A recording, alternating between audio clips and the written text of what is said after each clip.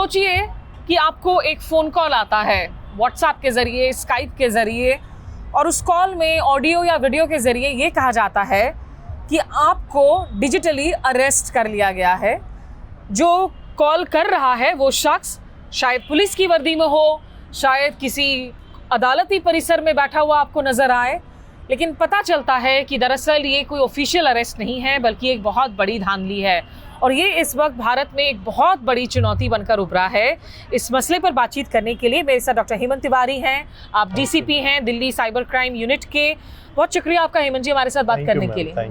Sir, अगर आप सबसे पहले तो हमारे दर्शकों को बता सके कि ये जो हम डिजिटल अरेस्ट के मसले को बोल रहे हैं, ये आज की तारीख में कितना एक बड़ा जो है खतरा बन गया है सिटीजन्स के लिए।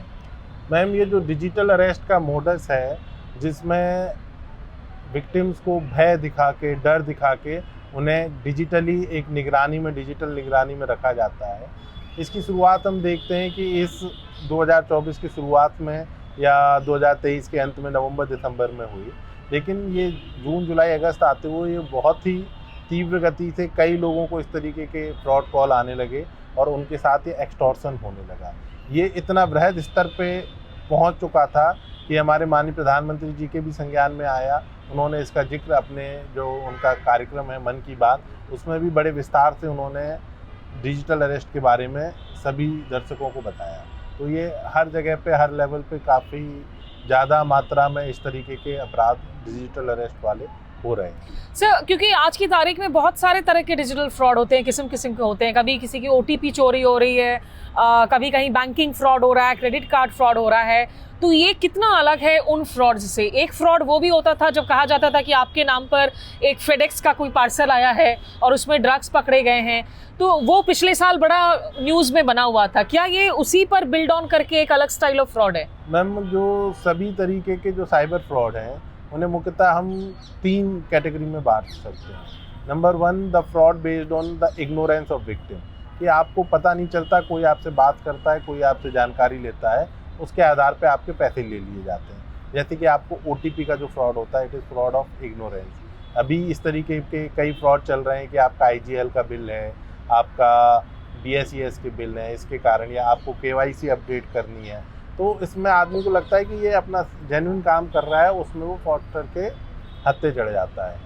दूसरा मैडम एक फ्रॉड होता है जिसमें होता है फ्रॉड ऑफ ग्रीड। जो पहले होता था कि आपको ये बताते थे कि आपकी एक लॉटरी लगी है 5 करोड़ की या 10 करोड़ की लंदन में, और उसके बाद आपको अगर ये लॉटरी के पैसे चाहिए तो थोड़ा सा पैसा आपको प्रोसेसिंग चार्ज है। इस तरीके के कई फ्रॉड होते थे। तो ये हमारा फ्रॉड ऑफ ग्रीड है, जिसमें आदमी को लगता तो है कुछ गलत हो सकता है, लेकिन वो इस चक्रव्यूह में फंस जाता है। अभी इसमें इन्वेस्टमेंट फ्रॉड हो रहे हैं। बहुत सारे लोग, हमारे पढ़े लिखे लोग, इन्वेस्टमेंट के नाम पे ठगे जा रहे हैं। उन्हें कहीं ग्रुप में एक मैसेज आता है कि आप इन्वेस्ट करिए, हम आपको हायर रिटर्न दिखाएंगे, और 2 महीने 3 महीने में डबल करने के चक्कर में वो इसका वो बन जाते हैं, विक्टिम बन जाते हैं। जब आप आया, आपने जो अब डिजिटल अरेस्ट की बात की, या जो आपने बात की जो फेडेक्स वाला है, it is like a fraud which is due to fear, कि इसमें आपको डर दिखाते हैं, डर के बाद आपको एक्सटॉर्शन किया जाता है। मतलब आप समझिए कि आपको पता है कुछ मेरे साथ गलत हो रहा है, लेकिन आप इतने भयभीत हो गए कि आप उसका विरोध नहीं कर पाए और आपने अपने पैसे दे दिए। जब आज से हम 2 दशक पीछे जाएं, तो कोई आप सुनसान रास्ते में जा रहे हैं, कोई डकैत आ गए या कोई गुंडे आ गए, उन्होंने आपको कोई हथियार, चाकू दिखाया, पिस्टल दिखाई, और उस तरीके से आपको डराया, आपके पास जो बिलोंगिंग्स थी आपसे उन्होंने लूट ली। अब आज के दिन में हम देखते हैं कि यही डर वो डिजिटल स्पेस में लेके आए हैं। वो आपको अलग अलग तरीक़ों से डराएंगे। इसमें जितने भी विक्टिम होंगे सब पढ़े लिखे होंगे, बिकॉज जो पढ़ा लिखा नहीं है या जिसको इतनी जानकारी नहीं है, जिसको सीबीआई, ईडी या लॉ एनफोर्समेंट के बारे में नहीं है, उसको आप बताते रहो मैं सीबीआई से हूँ, उसे फ़र्क नहीं पड़ता। लेकिन जो लोग हैं, जो अपर मिडिल क्लास के लोग हैं, जो नौकरी करते हैं या नौकरी करने के बाद रिटायर हुए हैं, जब उन्हें इस तरीके के डर दिखाए जाते हैं कि हम सीबीआई से बोल रहे हैं या हम फेडेक्स से बोल रहे हैं, आपका पार्सल मिला है, उसके बाद आपकी कॉल कस्टम में कर दी जाती है, आपको एक वीडियो कॉल या स्काइप कॉल के थ्रू वो पूरा माहौल दिखाया जाता है जहाँ पे आपको कोई पुलिस अधिकारी, ऐसा आपको यकीन दिलाया जाता है कि पुलिस अधिकारी है, आपसे फिर आपसे ही आपके बयान के माध्यम से आपकी पूरी जानकारी ली जाती तो है। ये जो जैसे कुछ केसेस हुए हैं जहाँ लोग देख रहे हैं कि अफसर बैठे हुए हैं सुप्रीम कोर्ट में या पुलिस थाने के बाहर बैठे हुए हैं, क्या वो फिजिकल स्टूडियोज का इस्तेमाल करते हैं या एआई जनरेटेड इमेजेस का इस्तेमाल कर रहे हैं? नहीं, ज़्यादातर अभी तक ये फिजिकल स्टूडियोज का इस्तेमाल कर रहे हैं। कुछ जगह ऐसा भी हुआ है कि जो नॉन अफसर हैं उनकी फ़ोटो का इस्तेमाल कर लिया जाता है डीपी बनाने के लिए अपने अकाउंट की, और फिर उनसे बात की जाती है, उनको यकीन दिलाया जाता है कि मैं फलां अधिकारी बोल रहा हूँ। तो इसमें सर लोग कैसे अवेयर रहें, क्योंकि आप जैसे कह रहे हैं कि विक्टिम का प्रोफाइल भी बदल गया है, वो लोग हैं जो तकनीक का इस्तेमाल करते हैं, वो लोग हैं जो वेल टू डू हैं, तो ये लोग अगर सामने वाला एक पुलिस के फोटो के साथ में आपको फ़ोन कर रहा है, आप क्या उस कॉल से इंगेज ही ना करें? आप कैसे बचें इस माइनफील्ड से? मैं ये अलग अलग जो एज ग्रुप के लोग हैं उन्हें अलग अलग कदम उठाने पड़ेंगे। अगर आप रिटायर्ड हैं और आप रिटायर्ड लाइफ जी रहे हैं जिसमें आपका पब्लिक अननोन लोगों से इंगेजमेंट कम है, तो आप अपने मोबाइल फ़ोन में ऐसी सेटिंग रखिए कि अननोन नंबर से आपके पास कॉल ही ना आए। तो मतलब पहला सबक ये है कि जो कॉल अननोन नंबर से आ रहे हैं उन्हें उठाने की ज़रूरत नहीं है, अगर आपका जो व्यवसाय है अननोन लोगों से डील करने के लिए नहीं है। दूसरी बात, अगर आपका किसी ने उठा भी लिया और आपको कोई इस तरीके की बात बोल रहा मैं पुलिस अधिकारी हूँ या इस तरीके, आप तुरंत फ़ोन काटें। और ऐसा भी तो हो सकता है ना कि कोई शख्स जो रेस्टोरेंट बिजनेस में हो, जिसको अननोन क्लाइंट से फोन आते हैं, कस्टमर से फोन आते हैं, उनके लिए अलग बात है। इसीलिए मैंने पहले बताया कि अगर आपके व्यवसाय में इस बात की वो नहीं है कि आपको अननोन लोगों से बात करना है, तब आप इस तरीके की सेटिंग आप अपना ऑन कर सकते हैं। लेकिन अगर आपको कोई फ़ोन करके इस तरीके से कॉल करता है, आपको तुरंत वो फ़ोन काटना है।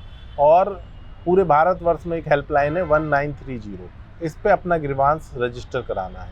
किसी कारणवश आप 1930 में नहीं करा पा रहे हैं तो 112 हेल्पलाइन में बताइए। किसी कारणवश उसमें भी नहीं करा पा रहे हैं तो www.cybercrime.gov.in www.cybercrime.gov.in इस पे भी अपना ग्रीवांस रजिस्टर कराइए। ऐसे अननोन कॉल को तुरंत ब्लॉक कर दीजिए। जो सबसे जरूरी बात है शायद लोगों को ये समझना कि कोई भी लॉ एनफोर्समेंट एजेंसी हो, वो फोन करके तो आपको अरेस्ट कभी नहीं करेगी। ये आप बिल्कुल समझ लीजिए कि अगर हमें किसी के ऊपर शक भी होता है तो हम उसके ऊपर इस तरीके से अप्रोच करते हैं कि उसे कहीं से धोखे से पता ना लग जाए कि हम उसे पीछे हैं, क्योंकि हमें ये डर रहता है कि अगर इसे पता चल गया कि पुलिस इसके पीछे तो ये भग जाएगा, फिर इसे पूरे भारतवर्ष में ढूंढ के अरेस्ट करना मुश्किल हो जाएगा। तो पुलिस और ना ही कोई दूसरी law enforcement agency, CBI, ED, SFIO, कोई भी आपको डिजिटली अरेस्ट नहीं कर सकता है। भारत के कानून में ना ऐसा कोई प्रावधान पहले था जब हमारे पास भारतीय न्याय संहिता चलती थी, ना ऐसा कोई प्रावधान हमारा जो नया कानून आया है BNS उसमें कोई प्रावधान है। तो डिजिटल अरेस्ट पूरी तरीके से एक फर्जी तरीका है और ये आपको डरा धमका के आपसे पैसे ऐंठने का जरिया है। तो आपको इस तरीके किसी भी झांसे में नहीं आना है। मसला ये होता है हमारे मन में डीप डाउन कहीं ना कहीं कोई ना कोई डर रहता है और हमें ये लगता है कि इन एजेंसियों को हमारी जो राज है वो पता चल गया है। तो अगर आपको कोई इस तरीके से कांटेक्ट करता है, आप नियरेस्ट पुलिस स्टेशन में जाइए, उन्हें बताइए कि ये आदमी हमें इस तरीके से बोल रहा है। वो आपको कई कागज़ आपको भेजते हैं व्हाट्सएप पे, ये सब फर्जी कागज़ होते हैं। अगर कोई भेज रहा है तो आप अपने वकील के माध्यम से या नियरेस्ट पुलिस स्टेशन में जाके उन कागज़ों को वेरीफाई कराएं। इनके जस्ट कहने पे या व्हाट्सएप पे पढ़ लेने से आप इन पे यकीन बिल्कुल ना करें।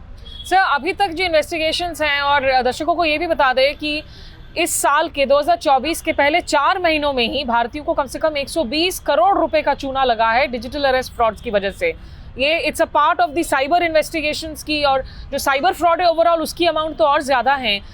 जो ज़्यादातर गैंग्स हैं सर, उन पर क्रैकडाउन करने में आपकी बड़ी चुनौती क्या हो रही है, क्योंकि इनमें से काफ़ी सारे ऐसे लोग हैं जो आउट ऑफ इंडिया से भी ऑपरेट कर रहे हैं शायद। ये जो डिजिटल अरेस्ट का जो पूरा रैकेट है 2 तरीके से काम करता है। एक बहुत ही सोफिस्टिकेटेड तरीके से जिसको हम लोग बोलते हैं south east Asian country based fraud. तो इसमें वो व्यक्ति को जब फ़ोन करते हैं तो कभी डायरेक्ट नहीं बोलते आपको डिजिटल अरेस्ट किया गया है। वो पहले आपको एक बिल्डअप करेंगे कि हम ट्राई से बोल रहे हैं, आपके लिए इंपॉर्टेंट मैसेज है 9 दबाएँ। हम कस्टम से बोल रहे हैं, आपके लिए इंपॉर्टेंट मैसेज है 9 दबाएँ। हम RBI से बोल रहे हैं, हम CBI से बोल रहे हैं, हम ED से बोल रहे हैं। फिर जब आप 9 दबा के बात करते हैं तो वो आपसे बात करेंगे कि आपका कुछ इश्यू हुआ है, तो आप बोलते हैं मैंने तो कोई वो नहीं है। तो वो फिर आपको बोलते ठीक है, आपकी इसकी कंप्लेंट हो गई, अगर आपका आप इसमें इन्वॉल्व नहीं है तो हो सकता है आपके कागज़ों का गलत उपयोग हुआ है, हम आपको बॉम्बे पुलिस या XYZ पुलिस से कनेक्ट कर रहे हैं, आप उनको अपना एक बयान दे दीजिए और उसके बाद आपका मामला ख़त्म हो जाएगा।